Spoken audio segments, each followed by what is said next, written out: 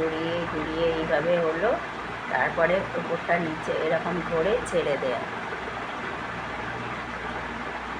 এইভাবে ছেড়ে দিলাম। তারপরে এই যে কানের এই পাশটা, এই দুটো আঙুল দিয়ে 1 2 1 2 1 2 1 2 রিল্যাক্স হবে। আবার কানের পিছনটা 1 2 1 2 একদম এইখান পর্যন্ত টেনে দেব। 1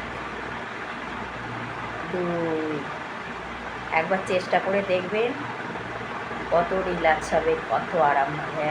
1 2 এইভাবে করবেন। তারপরে আঙুলটাকে এইভাবে নিয়ে 1 2 1 2 1 2 1